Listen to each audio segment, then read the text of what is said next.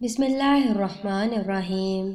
السلام علیکم ورحمۃ اللہ وبرکاتہ۔ خوابوں کا محل، ایپیسوڈ نمبر 1۔ مجھ سے نہیں پڑھی جاتی یہ موٹی موٹی کتابیں، اور اگر پڑھوں گی بھی تو کیا ملے گا؟ پی ایچ ڈی کر کے ہزاروں لڑکیاں برتن دھو رہی ہیں۔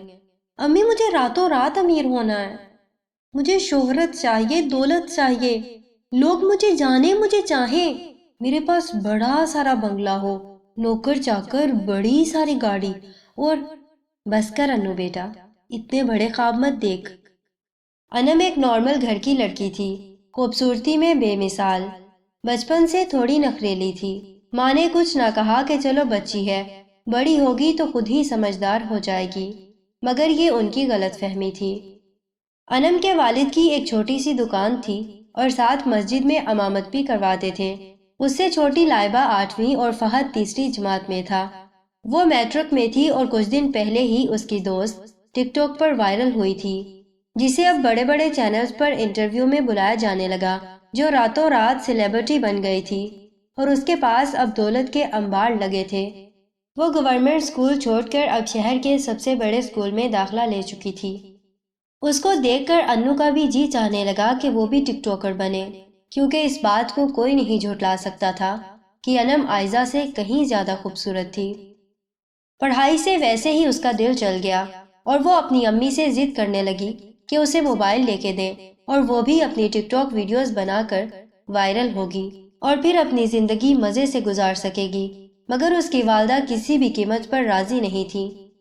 امی، اگر آپ نے میری بات نہیں مانی اور ابو کو نہیں منایا تو میں خود ابو سے بات کروں گی۔ میں نہیں رہ سکتی اس جھونپڑی نما گھر میں، میرا دم گھٹتا ہے۔ شرم کرو انو، تمہارے والد مسجد کے امام ہیں اور تم؟ ہم عزت دار لوگ ہیں اور اپنی اولاد کو ناچ گانے کی اجازت کبھی نہیں دیں گے۔ اس بار ان کا لہجہ سخت تھا، مگر انم کی سوئی وہیں اٹکی تھی۔ امی، اگر آپ نے ابو سے بات نہیں کی نا تو میں گھر چھوڑ کر چلی جاؤں گی۔ وہ دھمکی دے کر اپنے کمرے میں چلی گئی۔ ہو کیا گیا ہے اس لڑکی کو؟ ضد ہے بھی تو کس چیز کی؟ اپنے آپ کو تباہ کرنا چاہتی ہے۔ حمیدہ بیگم کی آنکھ سے آنسو نکل کر گال تک آ گیا۔ یار مجھے نہیں پڑھنا، پتہ نہیں پیرنٹس کو کیا تکلیف ہے۔ اگر بچے اپنی مرضی سے کوئی پیشہ چوز کرنا چاہ رہے ہیں تو… انم اپنی دوست کے ساتھ کینٹین میں بیٹھی باتیں کر رہی تھی۔ انو صحیح ہی تو کہہ رہی ہیں آنٹی۔ بس سہرش، اب تم بھی شروع مت ہو جانا، میں تو بھول گئی تھی تم میری دوسری ماں ہو۔ اس کے لہجے میں نہایت تلخی تھی۔ انو، ہوش کے ناخن لو تم۔ سہرش اسے سمجھانے کی کوشش کر رہی تھی۔ سہرش، میں جاؤں یہاں سے؟ وہ اکتا کر بولی۔ اچھا، مرضی ہے تمہاری۔ سہرش نے بات ختم کی۔ یہ کیا؟ آج پھر دال؟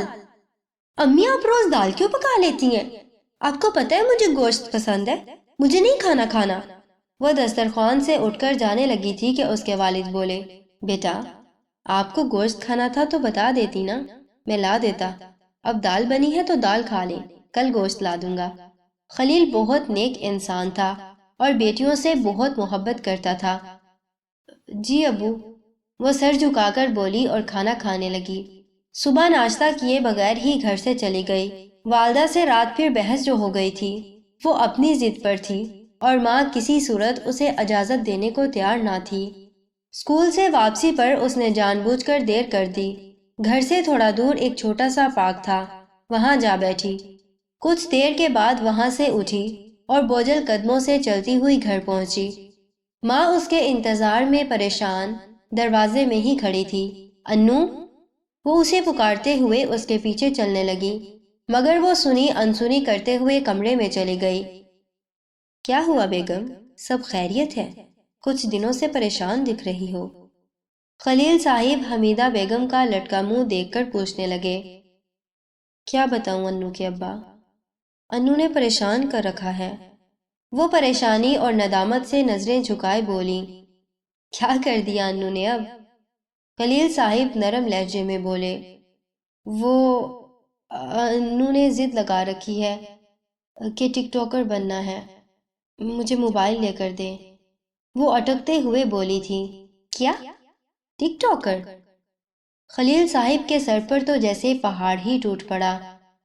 ایسا کبھی نہیں ہو سکتا، ہماری بیٹیاں ایسے بیہودہ کام کبھی نہیں کریں گی۔ میں اپنی پھول جیسی بیٹی کو کبھی بھی ایسی بے حیائی میں نہیں پڑنے دے سکتا۔ انو سے کہیں یہ خیال دل سے نکال دے، ہم مسلمان ہیں، اللہ کی نافرمانیاں ہمیں زیب نہیں دیتی۔ وہ فیصلہ کن انداز میں بولے۔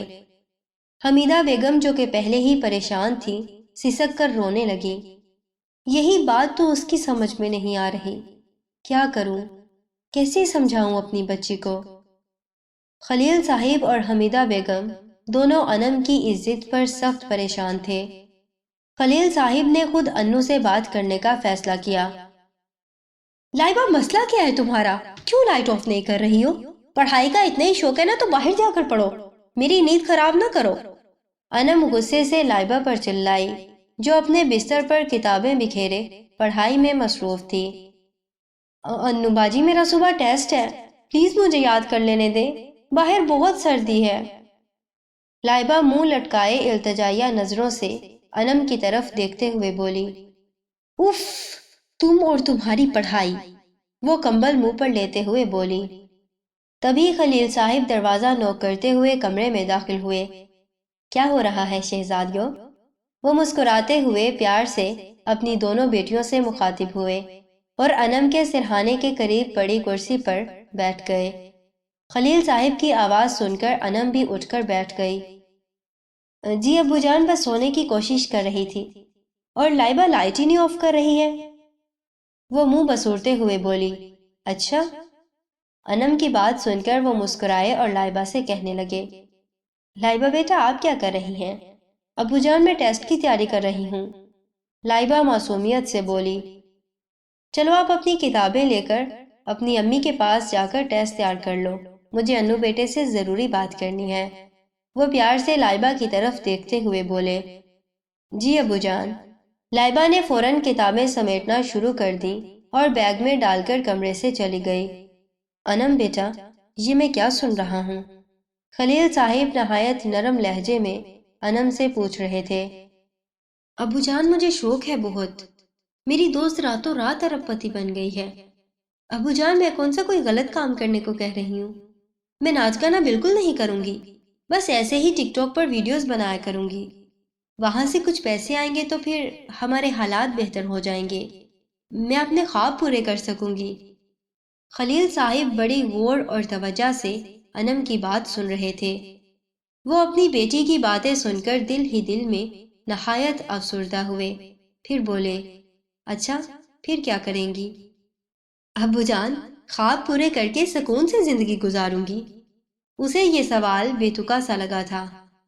اچھا، آپ کو لگتا ہے سکون خواب پورے کر کے ملتا ہے؟ وہ کچھ سوچتے ہوئے بولے۔ جی ابو جان، جب ہمارے پاس ہر وہ چیز ہوگی جس کی ہم تمنا کرتے ہیں تو ہم پرسکون ہوں گے نا، ہمیں کوئی فکر نہیں ہوگی، ہم دنیا کی ہر چیز ایک منٹ میں خرید سکیں گے، پیسے ہوں گے، شہرت ہوگی، عزت ہوگی۔ وہ مسلسل بولے جا رہی تھی اور خلیل صاحب کو اس کی نادان سوچ پر پیار آ رہا تھا۔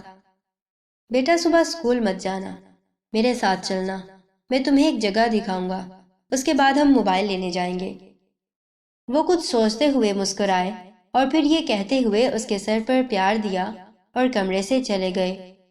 وہ خوش تھی مگر اس سے بھی زیادہ حیران کہ اس کے والد نے اتنی آسانی سے اسے اجازت دے دی۔ اس کا چہرہ خوشی سے گلاب کی طرح کھل اٹھا اور وہ لیٹی خواب سجانے لگی۔